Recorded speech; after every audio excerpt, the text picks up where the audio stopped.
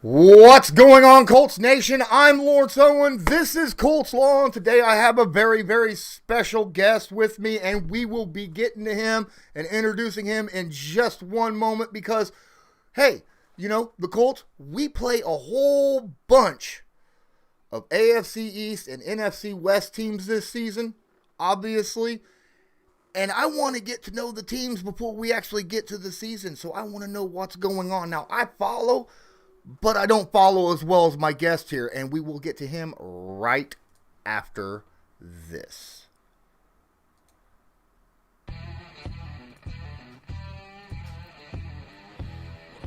All right. So I guess now you understand what the plan was. Absolutely. At Colts Law, we talk Indianapolis Colts football. We're going to stick to what we know, fundamentals and technique, 1% better every day.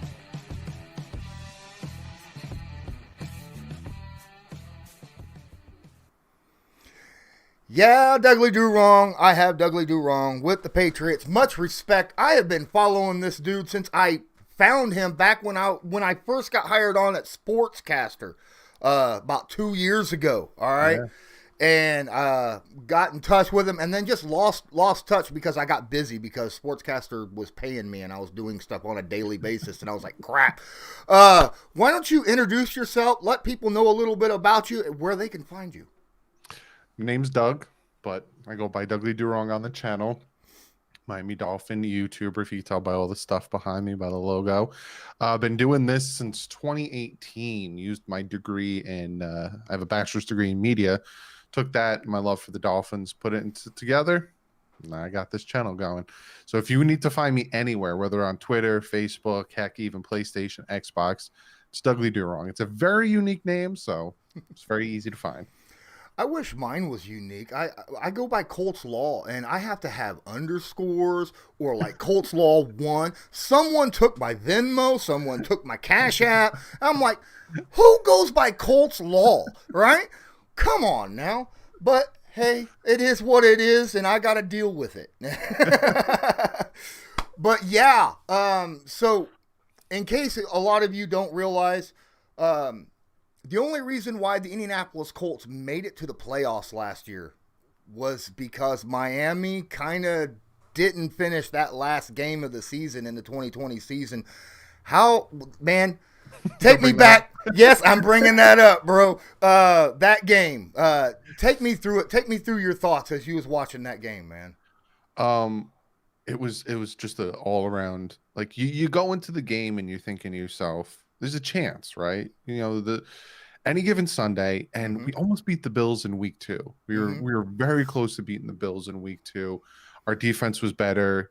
Offense wasn't. Offense was kind of the same. Tua did have his struggles, but it's like they put it together, and the Bills already are clinched. They don't really got to play for anything. Maybe they can pull this off. And first quarter, Dolphins actually did pretty well. Josh Allen threw an interception, and then the second quarter came. And the Buffalo Bills scored 28 points in 10 minutes. And a lot of people want to blame Tua for that, which I didn't know the man played defense as well. But, they'll say like the 3 and outs hurt and the defense was tired and da-da-da-da-da. In the second Having quarter. no run game doesn't help. And and then it went downhill, and then they took their starters out and they continued to still score points on us. So it's like, it hurt. I didn't want to end it that way. And then you go 10 wins and you still don't make the playoffs. And they add an extra, team in and you still don't make the playoffs. It felt good going from 5-11 to 10-6, but it sucked not making the playoffs. Oh, I don't doubt. See, it's funny because the team you let in played the Bills in the wild card, and we darn near beat them. Right? I mean, oh my goodness, it was so close. The last play of the game, basically, right? I mean, we played them tough. It was a really, really good game. And I was surprised. I watched that game. I thought you guys had a shot. I didn't expect them to have their starters in to start the game. I don't think anybody did, right? And they kept them in. They kept them in for a while, and it was like, there was like a minute 15, a minute 20 before the half, and here comes Josh Allen trotting out 4 passes, and they get a touchdown.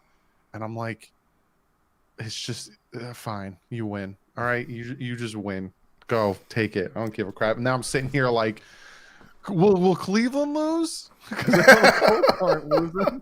Will Cleveland lose? Will the Dolphins get in somehow? But no, there were so many different scenarios that could have happened for the Dolphins to get in. I think if Cleveland lost or the Colts lost, the Dolphins were getting in. And you guys, I think you were playing the Texans at the time. Jaguars.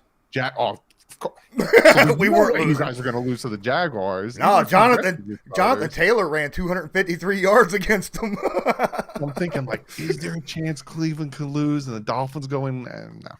It just wasn't meant to be. We'll do it this year. It's fine. Yeah, I actually expect it, right? You know, I honestly think if there's a division in the NFL this year that can drop 3 players in the AFC side of the playoffs, I think it's that East, right? Mm-hmm. I think that is the division that can do it. Last year, I thought it was the AFC North, and this year I think it's the AFC East. So going into the offseason and finishing the way it happened, what did you feel like was the biggest things to address going into the offseason? Offensive line. We had, and no knock on the offensive line we had, because it was 3 rookies starting in Austin Jackson, Solomon Kinley, and Robert Hunt. It just wasn't doing what it needed to do. The stunts by the opposing defense was confusing them, giving easy sacks. There was no run game. We had 1 rusher for 100 yards, and that was Savon Ahmed against the Patriots. It was non-existent. So if the offense is going to be sustainable, you need to have a run game. You know, the Colts had you guys got a great running back in Taylor, so you guys know exactly what I'm talking about. And then the defensive line, there was too many times Josh Allen, Carr. It didn't matter. They had like an infinity amount of time to just sit back there, let the routes develop, throw the ball. And so for me, it was the lines, the trenches. I'm always one that thinks you win in the trenches. You know, you get pressure on the quarterback, or you stop the run, helps out the secondary, the linebackers, and then vice versa with the offense. And then also I felt like Tua needed some more weapons, because at one point against the Kansas City Chiefs, where the kid still threw for 300 yards and had him in that game, all of his starters were out when it came to the wide receivers. He was running with second or third stringers. So I felt like he needed some addition, and Dolphins were like, "Hey, Doug, we watch your channel. We got you." Waddle, Jalen Phillips, Eckenberg. I'm like, "Oh, all right. They listen to my channel. Cool. Thank you. I appreciate it." So I see a lot of really good questions and comments coming up in the chat. Just hold on. We'll get to that after we get done catching up. Don't forget, please, while I'm here talking about it, please smash that like button, hit subscribe if you're not subscribed, tag that notification bell so that you're notified next time I go live. And if you decide that you want to support my channel with a super chat, don't use the YouTube super chat. I have a super chat in the link right at the top of the description of this video, right below here. There's a link right there. Use that one instead of YouTube taking like half or 60%. Use that link. I'll get 98% of that super chat. Okay, so I'll just let you know. Also, you can use the links down there. Link directly to Doug's YouTube channel and his Twitter page. So if you want to go check him out, I understand I got some Phins guys in here. You probably don't need that, but those of you that are followers of me and you're like, dude, this DouglieDoWrong fellow's pretty cool. I want to go check him out. I sincerely suggest you go out, check his stuff out, give him a subscription as well, and give him a follow over on Twitter. So now, as we get into this, you kind of touched on it a little bit. Offseason begins. The Super Bowl happens. Tom Brady wins his 7th stupid ring. And I know you couldn't have been any more upset about it than us Colts fans. I mean, because it's Tom Brady. Yeah, but did free agency? How did free agency work out for you? What was some of the bigger names that you had lost and that you had gained coming in? A lot of people, it wasn't even like people, a lot of the Dolphin fans did not listen to what Brian Flores had to say in his press conference before free agency, because he literally said word for word, you can't always get what you want. Mm-hmm. And he said, we're not going to go out there. We're not going to be throwing cash around. For one, the cap space didn't really go up, so not a lot of people had a lot of money. It's not going to be like last year where they went out and got Kyle Van Noy, Byron Jones, Lawson, Agba. They just started. They had the money. They're building their foundation. So they added very good, solid players. Will Fuller, he's going to seriously help out the wide receiver core. He had to take that leading role with the Texans when they got rid of DeAndre Hopkins, and he stepped up into it. If it wasn't for his suspension, he would have had 1,000-yard receiving. They bring in McKinney, another guy from the Texans, hopefully really going to help out that linebacker role. And then little additions here and there. Nothing big, nothing sexy, nothing, big splashy, Malcolm Brown, running back from the Rams. The losses, Flowers, he goes back. We traded him back to the Redskins. Or the Washington football team. I do that still too. So I call them San Diego Chargers still. Like I can't. I grew up in the 90s. Yeah. It's the San Diego Chargers. I can't. You're lucky if I don't accidentally say Oakland Raiders. So if we're old enough, we might start saying Baltimore Colts. You never know. Where you go. But yeah, the loss of Eric Flowers, he really didn't help out the offensive line last year. Kyle Van Noy, he was good, he was solid, but he wasn't worth the $15 million he would have made this year. Bobby McCann got replaced by Javon Holland, and they bring in Jason McCourty. So with the pieces that were out, if I felt like equal or better came in. So when I look at what happened in free agency, it wasn't big, splashy, sexy. Like it's probably going to be next year. Dolphins are looking at having around 60 to 50 million in cap space. But it was what needed to happen. Yeah.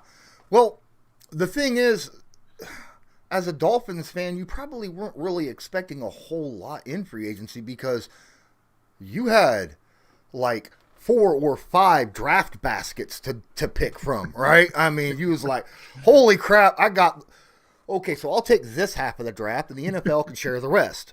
So when the draft pops up, what at that point was the needs that you was hoping that they would go address?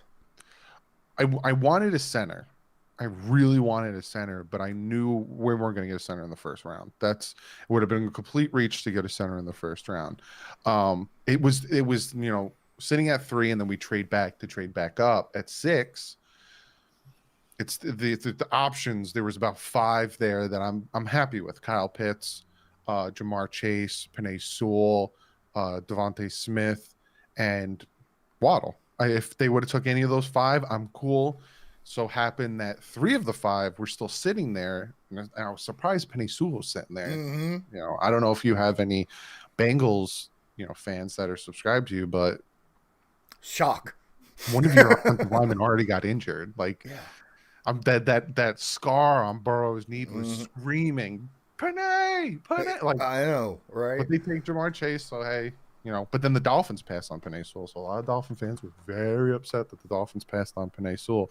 But they got Waddle, and today in minicamp, he showed why the Dolphins took him. Crossing route, Tua drops the ball off to him. It was about a 15-yard pass. He took it 50 yards, put the burners on, touchdown. Like, it's just, that's what's going to happen with this kid. He's just ridiculously good, and he's got that speed. Then they took Jalen Phillips, which I liked him, but his injury concerns, I was like, will they want to take him at 18? But watching him in minicamp and stuff, he's just dangerous. And a lot of people think that if that UCLA thing didn't happen, he wouldn't have made it out of the top 15. So Dolphins getting him at 18 was fantastic. Man, I'll tell you what, Jalen Phillips was my favorite pass rusher in this draft. I had him over Pay, who the Colts picked two slots. I seen the Dolphins up, and I saw both Pay and Phillips, and I was like, oh, good, the Colts are getting one of those 2 guys. Whoever the Dolphins ain't grabbing, that's who the Colts are going to get, right? So, but I wasn't worried about it because I was sitting there thinking, the reason why he had to retire from college football over at UCLA was the simple fact that he got in a car accident, right? And that car accident messed his head up bad, and it ended up making him have a bunch of concussions over and over and over. And the doctors were like, you got to get away from this for a while. And he took that year off, and it seems like that really helped, and he hasn't had a problem since. So, the dude is just a physical. I don't know if you're old enough or remember Javon Curse. That's who I think Phillips reminds me of the most coming out of college. Oh yeah, and I'm even hearing potential next Jason Taylor, which Yeah, very been similar too. been Yeah, too long. Long, fast. But you were saying what, and I wanted a running back, so I wanted Najee. I would have took ETN, but my number one running back was Javonte Williams. And going to the second round, Dolphins are sitting there. No one takes Javonte Williams. All of a sudden, the pick before the Dolphins. Falcons are on the board. Falcons are going to take a running back. Broncos trade up, take friggin' Javonte Williams. On my live stream, I was mad. I was like, "You kidding me?" But they got the best safety in my mind in Holland, and then they get Eckenberg, who, if you ever watch Eckenberg play at left tackle, he did not give up a sack in a whole, I think, 2 years. Like, he's dangerously good. And they didn't get their center. They took a tight end in the third round with Quinn Minor still sitting there. I was like, what are you doing? But other than that, I love the draft. Besides Hunter Long is a very good and going to be a very good tight end for the Dolphins. But with Quinn Minor sitting there, you don't really need a tight end. It bothered me, but other than that, I absolutely love that the Dolphins did it in the draft. What about Gesicki? That's what I'm saying. You really? I mean, come on. I mean, I don't know how many Colts fans know who Mike is, but dude, I went and watched his film from last year and the year before, and dude's got skills. Okay. And I think he's a top 10 tight end easy in the NFL. And I think this is a year, especially since they went and got Waddle, right? I think this is a situation where I think he could really light it up over the middle of the field. So watch out, because he might have a even bigger break, because he had 600 and some yards or something like that last year. 7 something, I think. 7 something. 15 or something. Yeah. He could have another really even bigger year than that, I think, this year. So yeah. Now that the draft and the free agency's over with, where do you feel is your strengths, and where do you feel, man, these Dolphins still need some help? And I'm assuming it's still center. Yeah, 100% center. I'm not so harsh on the running backs. I think Myles Gaskin showed last year that if he did not have the few games that he missed, he would have been 1,000-yard either combined back or receiving, rushing, whatever. So I'll see. And then even like Garrett Dokes, who we took in the 7th round, seems to be someone who can, because Gaskin was also a 7th rounder, could be kind of a steal there. For me, it's center. Like, Matt Skura scares the crap out of me. Before his injury, he was like top 4 in pass blocking win percentage and run blocking win percentage, but then he had like 3 injuries, one after the other.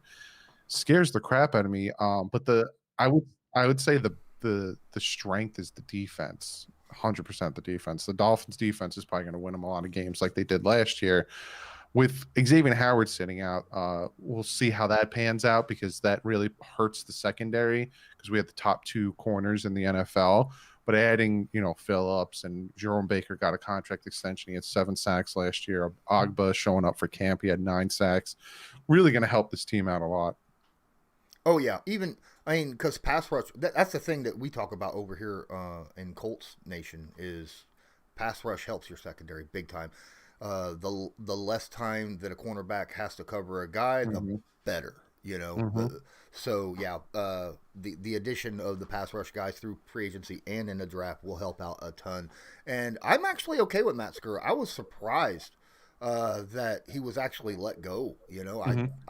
I get that he had the injury. I get that he would, there was a couple bad snaps, which is one of the reasons why he was let go. But the dude's a mauler in the run game. I mean, a mauler. He can push some people around. So he was one of the guys that I actually projected him to go to the Jets to be their center. So, because I expected them to go heavy in the offensive line to help whoever they were going to get at quarterback. And Miami got him, and I was like, that's going to help their run game out, which all in all is also going to help out Tua. So, yep. All right, so you kind of hinted on it a little bit. News happened over the last couple of days. You knew I was going to end up throwing it at you at some point. I look at this Xavier Howard situation, and I'm like, This does not look good on Howard because he just got this extension. He just got a good extension. Granted, there's not a ton of guaranteed money in it, but it's still $15 million a year through what, 2024? Yep. I mean, and now he wants more.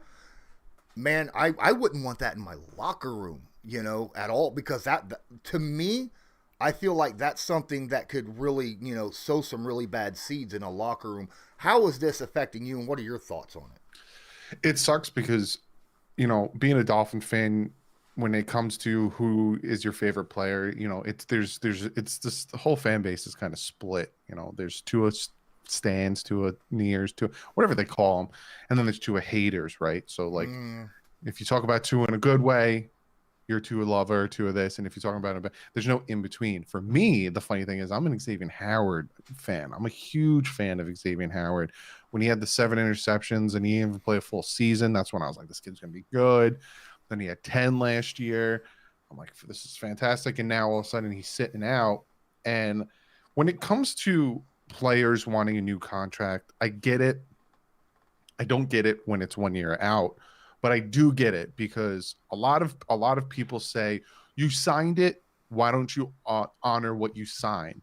But they don't understand that it doesn't go the other way, because for a fact Xavier Howard's asking for more money because he had 10 interceptions. He's not even getting paid as the number 1 corner on the team. He's not even getting paid as like a top 4, top 3 corner in the NFL. He thinks that he should get a little bit more guaranteed money. Like the Dolphins, I don't even think need to add more money, just make more guarantee on there. But for a fact, if he didn't have 10 interceptions, if he only played about 5 or 6 games and he sucked last year, the Dolphins would be shaking him down in a heartbeat. They'd be like, well, you didn't play to the amount of money we want to give you. So it's like it's a double-edged sword. It's here or there, but it's not, like you said, it's not a good look because you just signed a contract extension. Maybe wait. Another thing that's not a really good look is the fact that, you talked about, the salary cap didn't go up. It actually went down. There was a $10 million hit on the salary cap, and cap strap teams. If he would have went through at least 2 seasons and tried to do this next year, I don't think it would be nearly as bad of a look on Howard as doing it now. This is a bad decision to do it now. That's how I feel about it. I think Howard's arguably, I mean, him and Ramsey are top 2 guys in the NFL right now at cornerback, right? But at the same time, man, this is not something that you want to see what you consider to be a leader on your team doing. Yeah, and you nailed it on the head. You still have your guaranteed money this year. This is the last time he has any sort of guaranteed money.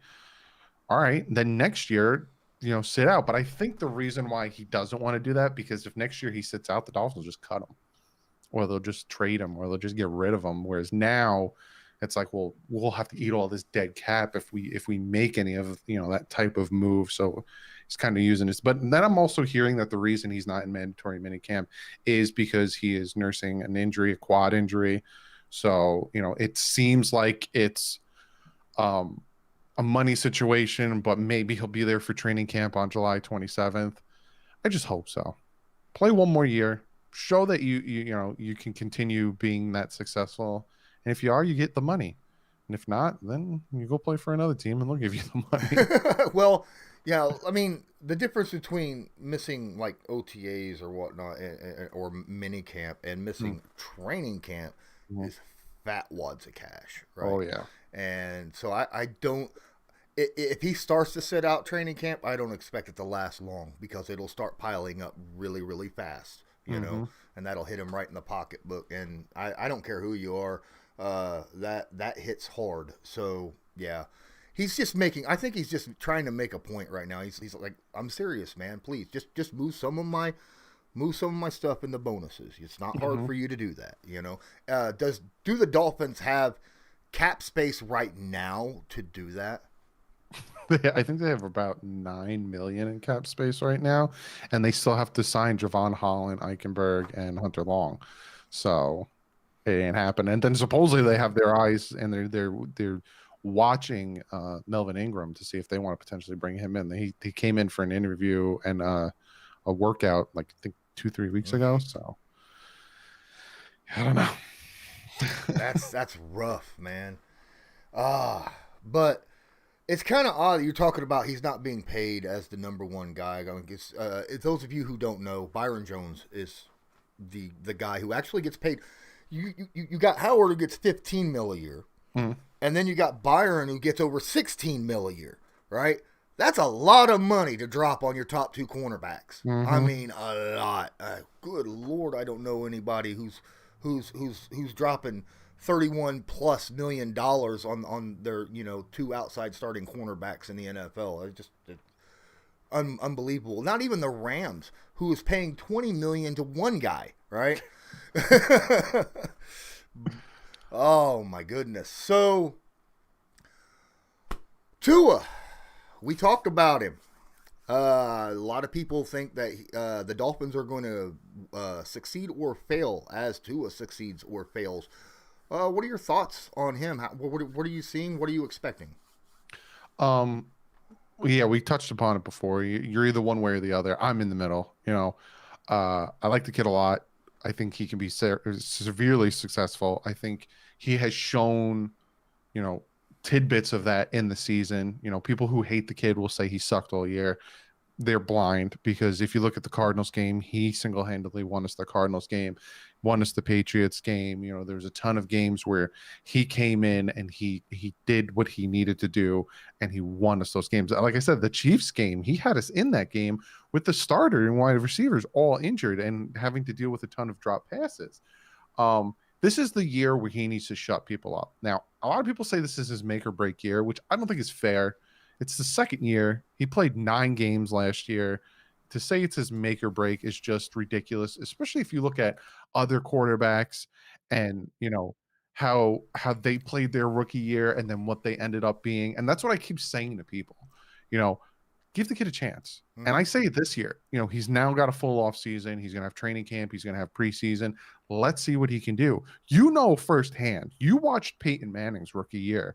Did you at any point in Peyton Manning's rookie year said, this guy sucks, we need to get rid of him? Yeah, after third game when he threw 3 interceptions and no touchdowns. Yeah. And now he's a Hall of Famer, Super Bowl MVP. Like Brett Favre goes to the Atlanta Falcons. They said, oh, this guy sucks, sends him to Green Bay, Hall of Fame, Super Bowl champion. Steve Young goes to the Buccaneers. He sucks, get him out of here, goes to 49ers. So it's like, take a deep breath, give the kid a chance. Hey, he might end up being a Mark Sanchez or something like that, where he ends up just sucking and relying on the defense. That's a possibility. We won't know if you give the kid 9 games and then you say, oh, well, let's get him out of here because Changeli had the offense predicated for Ryan Fitzpatrick, not for Tua, and he threw him. Like, it makes no sense to me. For me, let's see what he does this year. He's got an off season. He has his weapons. He has his guy in Waddle. Let's see what he can do. If he fails, Dolphins have 2 first-round picks in 2023. They can use that on a quarterback, or they can use that to get Deshaun Watson next year. Just give the kid a chance. Yeah, I think if he's available to play in the NFL, that's the guy you would want to go grab, because as a Colts fan, I know Watson really well, and he is top 3 quarterback in the NFL easy. He lifts any team. Just fact. What you're sitting there talking about too. I mean, go look at Josh Allen. Go watch his rookie year. He was horrible, awful. And then his sophomore year, he showed times when he could be really, really, really good, but there was also still those glimpses from his rookie year. And then his third year, boom, he looks like almost like Patrick Mahomes out there at times, right? I mean, it's ridiculous. Your week 17, our freaking wild card game. I was just sitting there going, how is he able to do that stupid crap, man? It drives me nuts. Oh my goodness. So, and that's why they brought in Jalen Phillips, because if you watch this tape, mobile quarterbacks, he chases them down. Oh yeah. And he's long, so he doesn't have to like run as far, because once he gets within 5 yards, he could just lean in, dive, and grab you, and you're done. Smack your heels together. Yep. That's exactly how that's how it works. AFC East, Miami Dolphins. I know it's early. How do you expect the Dolphins to sit in that division at the end of the season? Patriots added a lot, mostly tight ends. They had a lot of tight ends. They got Mac Jones. Everyone's hooting and hollering about Mac Jones. I don't think Mac Jones is as good as people make him out to be. But he could prove me wrong. Bill Belichick has his way of taking talent and making it better. I still think the Dolphins are better than the Patriots, which is funny because last year the Dolphins ended the Patriots season, had a better record, and I can't remember the last time that happened. Like, it's been a very long time. So I do still think that the Dolphins are better than the Patriots. Some Patriot fans might hit me up on Twitter and call me delusional. It is what it is. We were last year, and it's going to happen again this year. The Bills are the team to beat in this division. They do scare me. Josh Allen is the reason they scare me. If you take Josh Allen out of that Bills team, I think the Dolphins sweep the Bills. It's Josh Allen's that kryptonite. So I think like Bills first, Dolphins second, Patriots third, and then the Jets. I think the Jets will do better, but they're not there yet. No, they're a team kind of the way, it's funny. Team gets rid of Gase, hires new coach, expected and will be better. And that happens AFC East twice in a row. That's weird. I remember when the Jets hired Gase, I was laughing. And some Jet fans were like, he's gonna be good. You didn't know, blah blah blah. And then at the end of the season, I was like, told you. No. How do you trust a guy that to run your team when he's like, right? Oh my goodness. No, watch Sam Darnold blow it up over in Carolina. I'm telling you, watch. It'll happen. Yep. He's got his guy back too. What's his name? That wide receiver that he had with the Jets. Mm-hmm. And then, I mean, that's what happened with Tannehill, right? That's exactly what happened with Tannehill. I'll tell you what. I think that if Flores had Tannehill and was able to run with him, but traded because of, needed fresh, same thing happened with Darnold. Needed to start over fresh and stuff. Yep. So I expect it with both. I like Flores. I actually like where Saleh is going. I think that he's going to be a lot of good coaching right there in the East this year, currently. All right, so I'm going to get into the chat now because it's been over a half an hour, and I think we got a lot of good information from you about the Dolphins. By the way, since we're here, don't forget, check that link out in the description for Doug's YouTube channel and his Twitter. Make sure you give him a follow and subscribe. Don't forget to smash the like on this button, hit subscribe, hit the notification bell. Make sure they're all turned on because YouTube's weird like that. So just click the all notifications all the time. Because I don't know how many people has said, well, I've got notifications turned on, but I wasn't notified. Oh, my goodness. All right. Also, hey, check out my Patreon. Also, the link is down there. It's only $5 a month. You get all of my stuff. Plus, when I'm on other people's channels, which hopefully maybe I might be able to do something like this on Doug's channel sometime soon. It's only $5 a month. Plus, I have a merch shop. Make sure to check out the Colts Law merch shop. The link is in the description of this video. There are a ton of high quality, reasonably priced items there that you can choose from. And all you got to do is just click one button and you can go and check out all these great merchandise items. All right, we're back, and I want to shout out Colts Loyalist, who is in the chat. That is my co-host. I told him no, I get to talk to Doug by myself today. Sorry, my guy. Alpha Wolf, what's up? Appreciate you being here. Matthew Stansberry, appreciate you as well. Phins Fans Panel. You recognize that name? That's my guy, yeah. All right. Why are you on a Colts channel? He just called you a traitor. Why not? I got invited, and why not? Man, that's how you get to know other teams better, right? I mean, I can watch film all day. I can look at their but if you get a hold of somebody who actually knows what they're talking about, been following them and in depth with them, that's why I bring guys like you on, because as much as I think I know a team, you know them better than I do, right? Mm-hmm. So that's just how it works, man. And I'm hoping that other guys out here that are watching the channel agree with me. Let me drop this in here. Larry Zonko's best football name ever. You're going way back, Matt. You're going way, way back. He does have a question. Why do you feel the Phins got rid of Laramie Tunsil? Because the amount that the Texans gave up, which we're still adding on, like it's just it went from being 2 firsts and a second to like I think it's now to like 5 first-round picks. Like even Laramie Tunsil was like, I would have traded me for the amount of money, the amount of picks that the Dolphins got, and it just it had to have been done. The Dolphins when Flores came in, they tore it down to the studs. They were like, look, this isn't the team that Flores wants to run. This isn't the scheme. These guys don't fit the scheme. They got to go. So they were like, what can we get? And they didn't want to trade Tunsil. Let's get that out in the clear. All of these trades, I'll give you a little inside source on the Miami Dolphins. All of these trades that you saw happen in 2019 that people thought the Dolphins are tanking isn't necessarily what happened. Laramie Tunsil, they did not want to trade Laramie Tunsil. The Texans called them, said, what do you want for Tunsil? They said nothing. He's not on the trading block. They kept throwing things at him.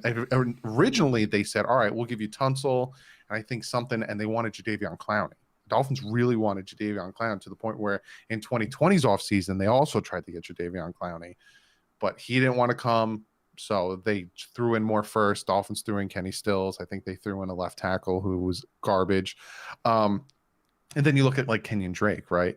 Everyone saw the Dolphins should get Kenyon Drake to the Cardinals. What the hell are they doing? They're tanking. No, the Dolphins sat down with Kenyon Drake and said, hey, we want to re-sign you. He said, no, I'd rather test the free agent market. They said, all right, we want to get something for you. They traded him. And then the Mika Fitzpatrick. Oh. Everyone knows about Mika Fitzpatrick. Born and raised in Bayonne, New Jersey, Mika Fitzpatrick went to high school at St. Peter's Prep, which is literally up the road in Jersey City of New Jersey. I was ecstatic when we drafted him. Now, if you ask me about Mika, he's a giant man-child, and I'm so glad he's not on the team anymore, because the true story is that the Dolphins wanted to take Mika and they wanted to move him all around the field. They wanted to build the defense around Mika Fitzpatrick. So what they were doing in training camp was, okay, you're going to train here, you're going to train here, you're going to train here. And he didn't want to train in the box. I'm not an in the box safety. They had me training with the linebackers. I don't want to do that. I just want to be a free safety. So he started bitching and complaining, and then his mother got involved. So then it's like, and then the first 2 games, the Dolphins, they sucked. And then he's coming from Alabama where he never lost. And you could tell he didn't want to lose. So he started complaining more. The Dolphins sat down with him 3 separate times to say, listen, we're trying to build this team around you. What can we do to fix? He said, nothing. I don't want to play here anymore.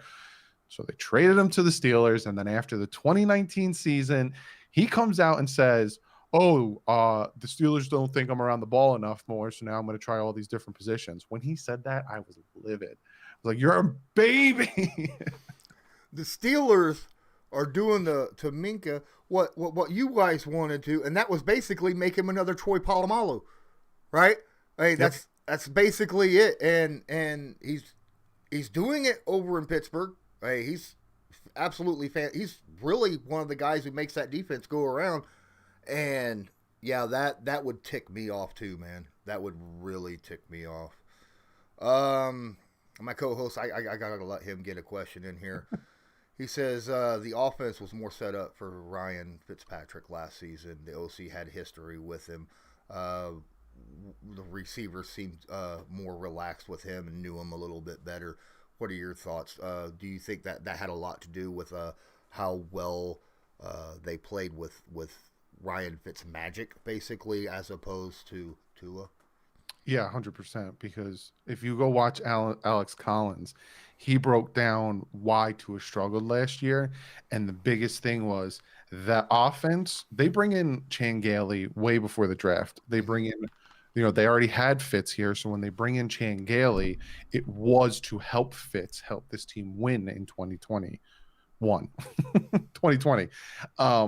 So then they draft Tua, and all of a sudden Tua runs one style of offense, Chan Gailey runs another, and it didn't work. It didn't. He had a hard time picking up on the nuances and all that stuff. No off season, no preseason.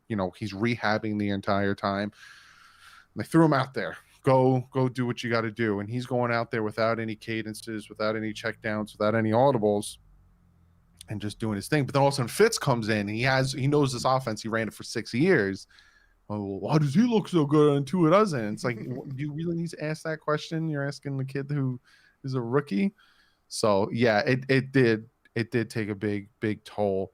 And Flores came out, and there's rumors that Flores was like, I want to run an up-tempo offense, which Tua runs perfectly. He's been running it in minicamp and streamlined, and Chan Gailey doesn't like running up-tempo offenses, so he's like, no. So it's like, and the biggest game that Tua had in the Arizona Cardinals game, Chan Gailey wasn't there. He was sick. So, the offensive coordinator he has now in Godsey was the offensive coordinator for that game when he had his best game of the season. So it's going to be very interesting to see how he does this year. Well, you also got to figure, Tua comes in a off season where he had no off season, right? He had no real time to learn an offense and get used to the offensive line and the wide receivers and all that stuff. Granted, he didn't start until a few weeks in, to the season, but at the same time, it was kind of a stunted season for not just rookies, but guys going into another team where you need to have a connection with other guys, whether you're a quarterback or a running back. A running back needs to know the offensive line and how they block and stuff. Yep. That's a situation that you got to pay attention to. So, yeah, quarterbacks, running backs, obviously wide receivers who are just coming in and understanding, the quarterback situation and stuff. There's skill position players. They had really no kind of chance last year. This year is that year that they're going to get that. So I expect Tua to look a lot better starting this season than when the time that he played last year. Let's see here. I'm going through the chat and I see a whole bunch of everything because Flo says X out because of dispute, not injury. Oh, that must be a little bit behind me.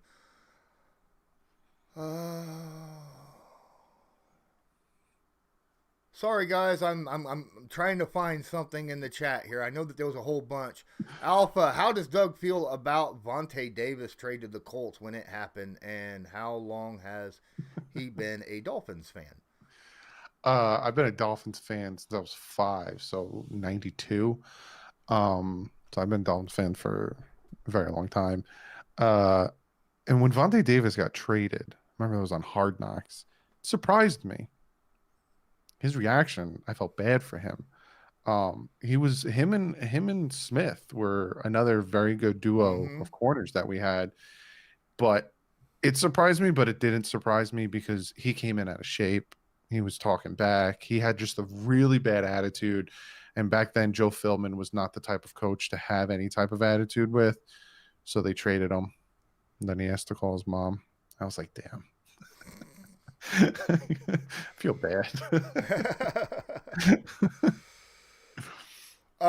Do you think, well, first off, what's up, Nano 505? Appreciate you being here. I got Delusional Patriots fan in here talking smack also.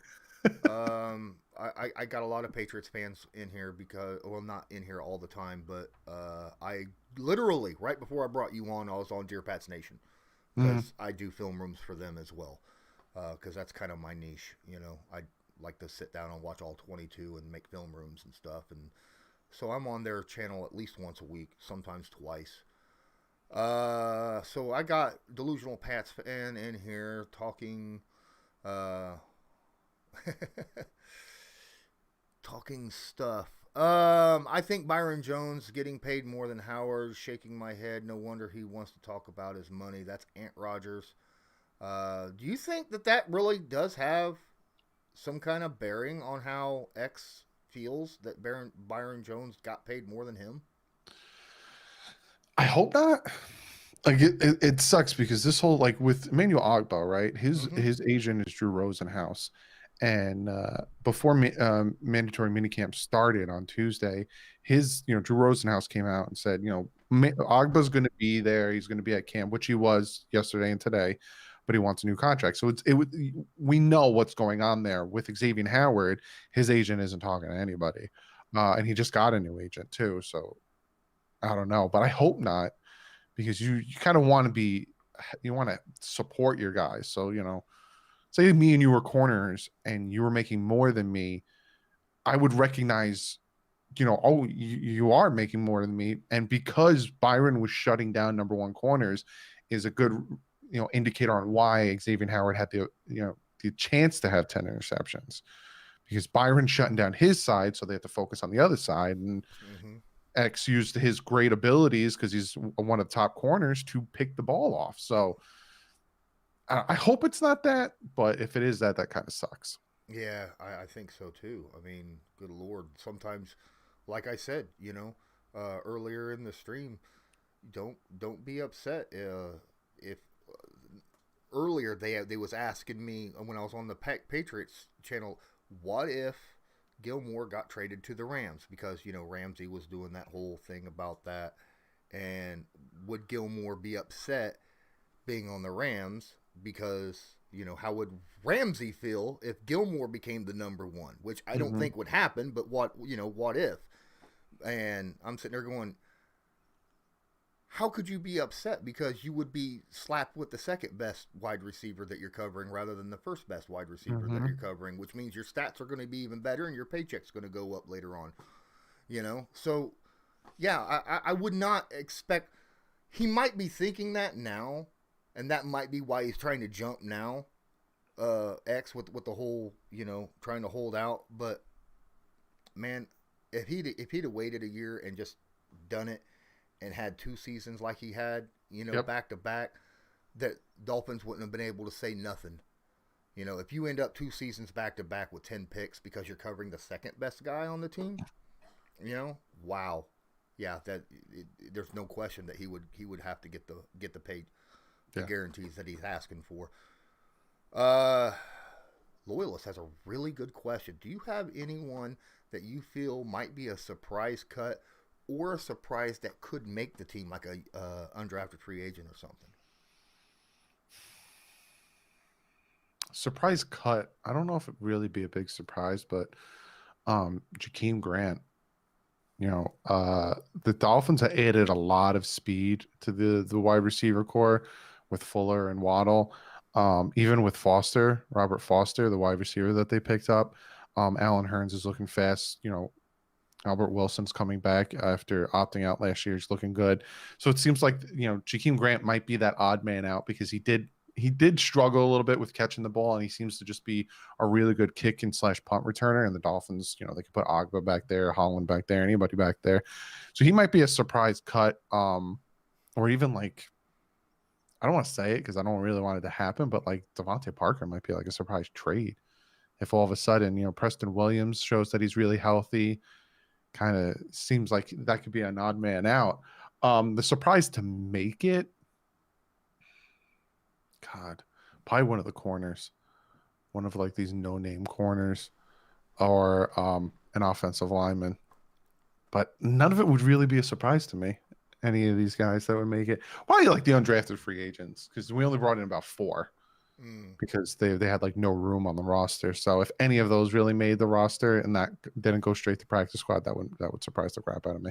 Yeah, Ian Baller, while you was talking, asked if you thought Robert Foster is going to make the team. From what I'm hearing these past 2 days in minicamp, when they're doing 11-on-11s and 7-on-7s, I'm hearing he's really good. He's tall and he's fast. Normally you get like Jakeem Grant and Tyreek Hill, who are short and fast. He's like 6'2" and he's fast. So it's a really good combination. So the more I'm hearing about him, the more likely it seems like he'll make the roster. What kind of offense are you expecting your offensive coordinator to run this year, with Tua being the starter right from the get go? You're not looking at something similar to what it started out with last year, are you? Or No, are you no. looking? What are you expecting to see when Week 1 hits? Yeah, last year was very like a 50-50 deep ball type offense that just predicated to taking chances and throwing it deep. Whereas now it's probably going to be real, RPO based, shallow routes and then taking it over the top. The defense is going to have to severely respect the speed that we're going to have on our offense. And the Dolphins are going to use that to their advantage to incorporate the run game. Because if you try to press any of these guys and they beat you, it might be, a one-shot touchdown. So you kind of want to give them that, cushion, and then you give them the cushion, you can, take advantage with the run game. But RPO based, a lot of crossing routes, and then a few deep passes and all those types of plays. Because in the New England Patriot game, which was the first time the Dolphins had a 100-yard rusher in 2 years, Kalen Balaj did it in 2018 against the Vikings. The reason that the Dolphins had such success in running the game is because they ran an RPO, and Tua is very good at running RPOs. And he was the reason. That's why I say the Cardinals game and the Patriots game is he was the reason that the Dolphins had that 100-yard rusher. Because for people who don't know RPOs, he's either going to hand it off to the running back, he's either going to take it from the running back and throw it, or he's going to keep it himself. So he had 3 options on the field, and he made the right options to just carve up the Patriots. So it's going to be that style of offense. Sounds a lot like what of myself is expecting with the Colts, with the addition of Carson Wentz and a bunch of guys, coaches that have a lot of history in the Canadian Football League, which is known for that style of offense as well. Got a lot of speed, get a lot of quick, high percentage passes, runs, and then your RPOs and your play action, right? That's how that's how you take advantage of the speed, right? Let your guys with your speed go over the middle on a high completion pass, let them gain yak, and then on the RPOs, hit them suckers deep if the safeties come up, and hit them on play action with it. It can be very difficult if you got a quarterback that can be accurate and make those decisions. That's kind of an issue that the Ravens is kind of falling on right now. They got the R part of the RPO so far. They still have the other the P part of the O. I got a couple guys in here. Phins fans panel and Ian Ball are talking about Trill Williams at cornerback, thinking that he'll probably make it.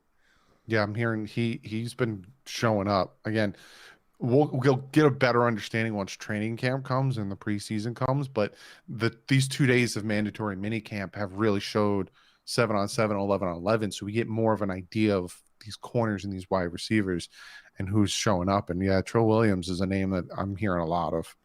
Yeah, the only thing that I have an issue with is after following a team for so long, you start looking at OTAs and mini camps and even training camp, and you almost don't get too excited for big news, because I have seen a million training camp heroes just crash and burn even in preseason, right? Yep. And don't even make the team.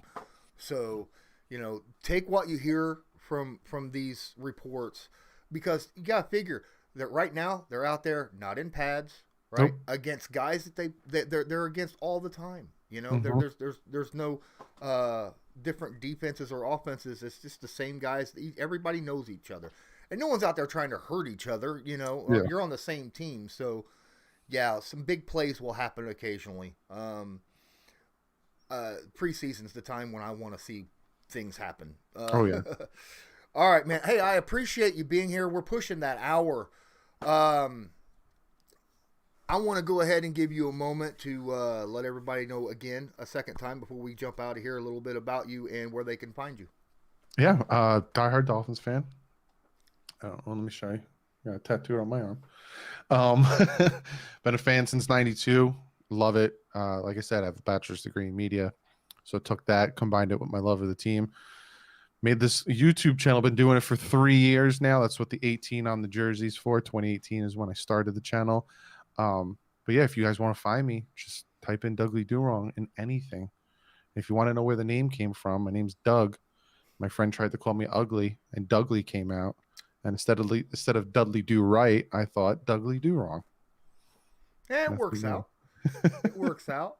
Yeah, I've been watching you for a while. Myself, I started this YouTube channel a year ago, but I really didn't do much with it. I was more still audio podcasting and working with Sportscaster.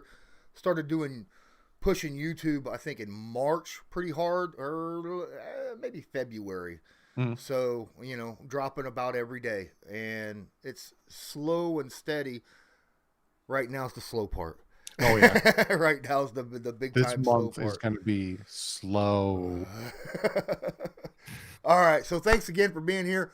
All you guys that right there in the chat, and those of you that are going to watch this afterwards, please don't forget, smash that like button, hit subscribe if you're not subscribed, tag that notification bell, check out all the links that are in the description of this video, including where you can find direct links to Doug and his stuff. And until next time, I'm Lawrence Owen. This is Coleslaw with DouglieDoWrong. Have a good one.